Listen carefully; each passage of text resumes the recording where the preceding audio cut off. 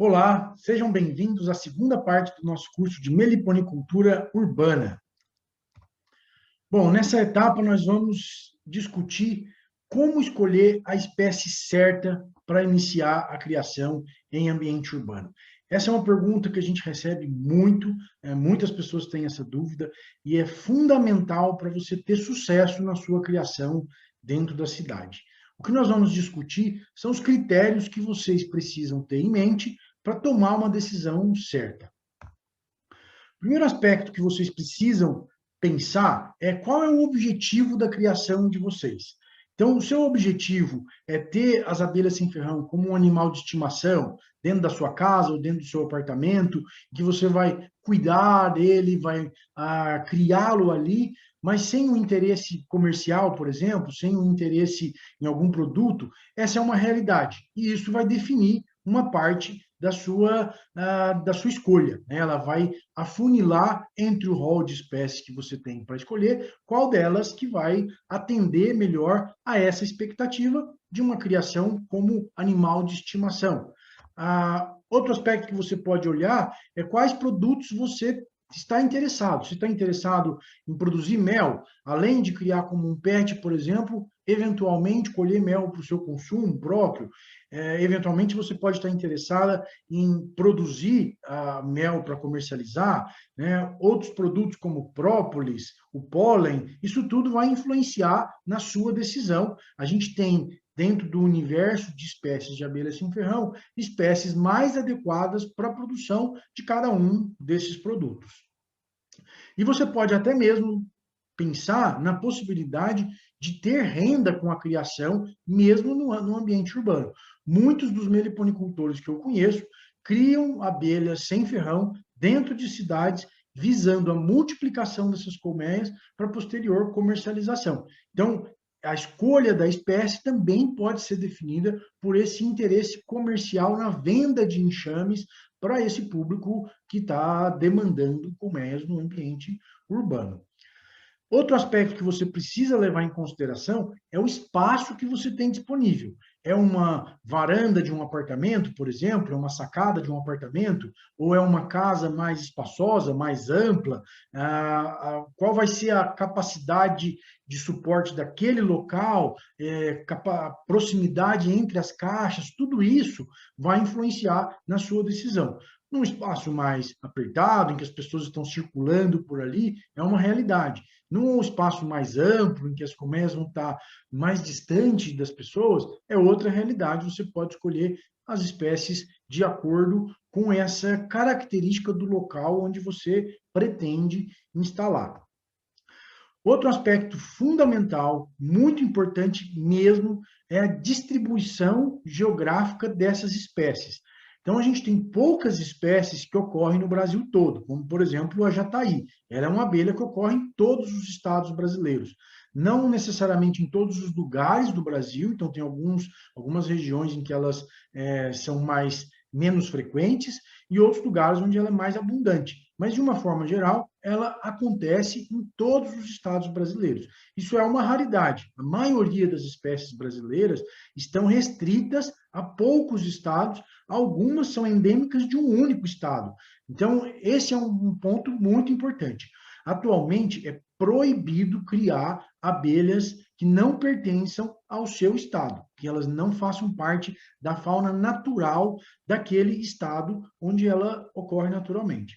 Mas por que que isso é proibido? Por que que a gente não pode criar e não devemos criar as abelhas que não pertencem à fauna local?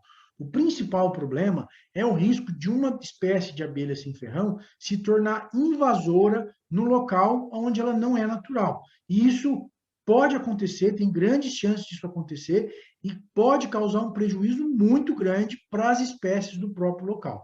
A gente tem um exemplo que já estamos com alguns casos acontecendo, que é, por exemplo, a abelha jataí do Acre, conhecida popularmente como jataí do Acre ou jataí acreana, que é a Tetragonisca veirauch, que é uma abelha que pertence à fauna do Acre. Ela originalmente pertence ao Acre, mas ela tem sido levada para vários outros estados, para vários outros locais onde ela não é natural, e recentemente a gente tem visto alguns relatos dessas abelhas enxameando na natureza e se espalhando pelo ambiente onde elas não são naturais.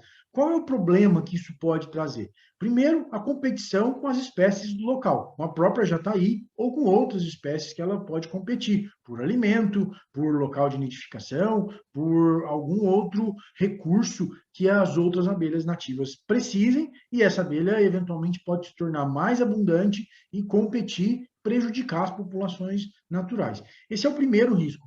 Mas tem outros riscos. Por exemplo, ela pode trazer doenças, vírus, bactérias, fungos, que no local de origem dela, ela convive harmoniosamente. Mas quando ela é levada para um lugar onde ela não ocorre naturalmente, as espécies daquele local podem não estar adaptadas a esses organismos de outros lugares. E isso não é uma novidade na história da ciência. A gente tem muitos relatos de casos relacionados a abelhas, outras espécies de abelhas, abelhas africanizadas, abelhas mamangavas, que foram levadas para outros lugares onde elas não ocorriam naturalmente e levaram doenças que estão prejudicando as populações naturais ou se estabeleceram como uma espécie invasora e acabaram competindo com as espécies locais. O caso mais emblemático são as abelhas africanizadas, que foram introduzidas no Brasil e se espalharam, se tornando uma grande competidora das espécies nativas e certamente prejudicam, né, as populações de abelhas nativas pela presença delas. Então, por isso é proibido e por isso nós, como meliponicultores, apaixonados por essa atividade, devemos prezar pela criação das espécies do próprio local. Todas as cidades do Brasil, todos os ambientes brasileiros possuem boas espécies de abelhas sem-ferrão para serem criadas.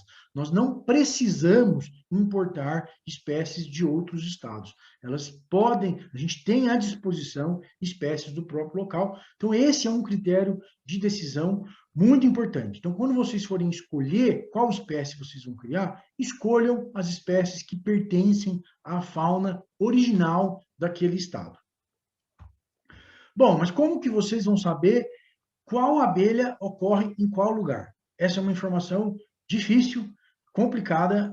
A gente ainda tem dados limitados sobre a distribuição da maioria das espécies, mas hoje está sendo construído pelo Instituto Chico Mendes uma lista de ocorrência com base em ciência, com base nas coleções taxonômicas que a gente tem de espécies de abelhas, para saber a distribuição de cada espécie. Obviamente, essa distribuição é a distribuição conhecida no momento. A ciência ela continua avançando e muitas das espécies possuem ainda uma distribuição conhecida limitada. É possível que, mediante investigação científica, mais estudos, a área de ocorrência natural dessas espécies se amplie em função do aumento no conhecimento, do aumento das amostragens, dos estudos a serem feitos. Mas a gente já tem algumas listas que já podem ser consultadas, mesmo enquanto o ICMBio não lança essa lista. A perspectiva é que o ICMBio lance isso bem rapidamente, nos próximos meses, mas, por enquanto, tem 2 canais que vocês podem acessar esse tipo de informação. Uma é o catálogo Moure. O catálogo Moure, ele reúne informações taxonômicas sobre todas as espécies de abelhas conhecidas no Brasil. Então, a partir dele, você pode procurar o nome da espécie de abelha que você deseja, e aí ele vai te dar um mapa de distribuição, aonde ocorre cada espécie. Então, por exemplo, aqui eu estou interessado na criação da Tetragona clavips, que é uma abelha conhecida como borá. Eu digito o nome dela nessa plataforma e ele vai gerar para mim um mapa de distribuição geográfica com base nas informações que já existem nas coleções científicas. Se a gente olhar para esse mapa dessa espécie, vocês vão ver que 2 estados centrais ali no Brasil, Tocantins e o Distrito Federal, não constam essa espécie. Não significa que ela não exista ali. significa que não é conhecido o registro científico dela ali. Então, mais estudos, mais ampliação podem, no futuro, mostrar que essa espécie ocorre. E provavelmente, pela ampla distribuição dela, é muito provável que ela ocorra no Tocantins e no Distrito Federal. Mas essa lista do catálogo Moure, ela tem essa limitação porque ela é baseada nos estudos taxonômicos sobre as espécies. Então, ela é baseada em estudos científicos que comprovam ou não a presença daquela abelha. Isso também não impede que existam erros nessa distribuição. Muitas vezes há erros na etiquetagem desses espécimes nos museus, nas coleções. Então, isso eventualmente pode gerar alguma falha nesse sistema. Então, ele não é preciso, ele não é perfeito, mas já é uma boa fonte de informação para você decidir se cria aquela espécie naquele local ou não. Eu tenho uma lista que eu gosto de consultar, não é uma lista minha, né? Uma lista que a Silvia Pedro, uma pesquisadora lá da Universidade de São Paulo, do campus de Ribeirão Preto, construiu, que é uma lista dos nomes válidos de abelhas sem ferrão para o Brasil e em quais estados elas ocorrem. Então, é uma lista que organizou numa forma de tabela a todas as espécies que nós conhecemos e quais estados eles estão. Vocês podem encontrar esse artigo na internet, basta digitar lá no Google Silvia Pedro Sociobiology, que vocês estão vendo aqui embaixo no slide, que vocês vão encontrar esse paper. E aqui na plataforma do curso nós também deixamos disponível esse manuscrito para vocês acompanharem. Ele está escrito em inglês, mas a tabela é perfeitamente compreensível, porque é o nome científico e os estados de ocorrência à frente, que é isso daqui que vocês estão vendo nesse slide. Então, a gente tem lá a lista das espécies que a gente tem conhecimento no Brasil e em quais estados ela ocorre. Tem a mesma limitação do catálogo Moure, inclusive ela é fundamentada em muita coisa em relação ao catálogo Moure, com algumas atualizações, porém, ela já é um avanço muito grande para a gente saber os estados onde essas abelhas já têm registro, um registro confiável. Então, essas são as duas listas que vocês podem, os dois mecanismos que vocês já podem utilizar hoje para saber se a espécie que vocês pretendem criar ocorre no lugar onde vocês pretendem criá-las. Na dúvida, está começando a criação agora, não sabe ainda exatamente qual o interesse objetivo que você tem, a minha recomendação é que você comece pela jataí. A jataí acontece no Brasil inteiro, ela tem uma distribuição ampla, ocorre inclusive em outros países da América do Sul, então ela é uma abelha muito ampla, muito bem adaptada ao ambiente urbano, então é uma abelha fácil de criar, que ela já vive ali naturalmente, ela tem um comportamento de enxameação muito frequente, então é muito fácil capturar ninhos dessa abelha por meio de ninhos armadilhas, então com um método bastante seguro, né, não prejudicial ao meio ambiente. Os enxames são baratos, a maioria dos criadores que comercializam possuem essa abelha em grande quantidade e comercializam a um preço bem mais baixo do que as demais espécies.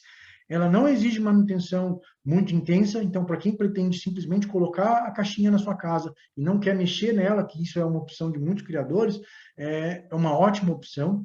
Ela não é agressiva, então, se você tem crianças em casa, cachorros, ela não vai causar problemas com as pessoas, com os animais, nem com você, mesmo quando ela é manipulada. O mel dela é incrível, é um mel super saboroso, tem um apelo para conhecimento tradicional em relação às suas propriedades medicinais, então existe uma crença muito forte sobre os benefícios para a nossa saúde em relação a esse mel. Enfim, é uma abelha perfeita para se criar dentro das cidades. Para quem não tem experiência com atividade, sugiro fortemente que vocês comecem pela jataí. À medida que vocês vão ganhando gosto, vocês podem ampliar o número de espécies que vocês vão criar. Não só pegando gosto, mas também ganhando experiência. À medida que vocês vão manejando, aprendendo a lidar com ela, observando os problemas, observando as soluções, vocês vão melhorando a prática, e aí podem partir para a criação de outras espécies um pouco mais drásticas, mais complicadas, mais sensíveis. Isso não significa que você precisa começar com ela e só tem essa opção. A gente tem diversas outras opções, e dentro dessas diversas outras opções, num segundo momento, a gente sugere que vocês escolham as espécies que estão adaptadas ao ambiente urbano. Então, lembra da nossa primeira aula, em que eu mostrei que tem algumas espécies que são plenamente adaptadas ao ambiente urbano, outras que já não se adaptam tão bem e precisariam, então, de cuidados adicionais.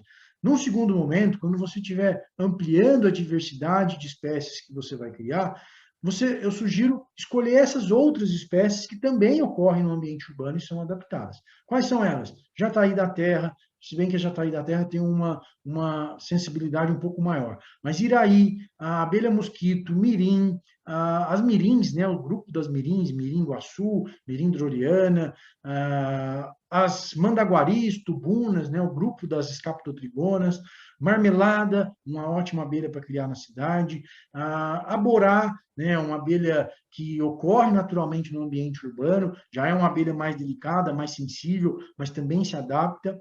E, obviamente, você vai ter que escolher, nesse próximo passo, as espécies que também se adequam à sua situação. Então, por exemplo, a borá, a mandaguari, a tubuna, são espécies mais agressivas. Elas, se você tem crianças que circulam por ali, o espaço é apertado, é pequeno, como numa sacada de apartamento, por exemplo, já não são tão indicadas, porque a hora que você for manipular, ou mesmo quando você estiver perto da colmeia, elas vão começar a incomodar as pessoas. Então, é uma espécie que você vai ter que ter um local mais abrangente, mais amplo para colocar. Mas, enfim, a gente tem uma diversidade razoável de espécies que ocorrem naturalmente no ambiente urbano e que podem compor esse segundo passo, em que você vai experimentar uma outra espécie com características diferentes, com méis diferentes, com comportamentos diferentes, já é um segundo passo. E num terceiro momento, quando a pessoa já tem uma experiência já maior, já teve esse primeiro contato, aí sim a gente recomenda a criação das espécies mais difíceis, mais delicadas, mais caras, inclusive, mais raras, mais difíceis da gente conseguir, que são as espécies do gênero Melípona, né? A mandaçaia, tiúba, urussu, a urussu amarela, bugia. A gente tem uma diversidade grande de espécies de melíponas, que elas são lindas, são grandes, né, de grande porte, produzem méis fantásticos, mas tem certa limitação para viver nas cidades. Como a gente disse na aula passada, essas espécies não ocorrem naturalmente na maioria das cidades. Elas são mais raras no ambiente urbano, e em muitas cidades elas não estão presentes de forma alguma, podem ser criadas na cidade, mas requerem cuidados adicionais, requer a experiência do criador, do meliponicultor, para poder conseguir manter essas colônias saudáveis ao longo do tempo. Então, esse seria um passo que eu diria mais avançado. É impossível um criador iniciante criar essas abelhas de forma tranquila? Não é impossível, a pessoa precisa estudar, precisa fazer um curso preparatório, um bom curso preparatório.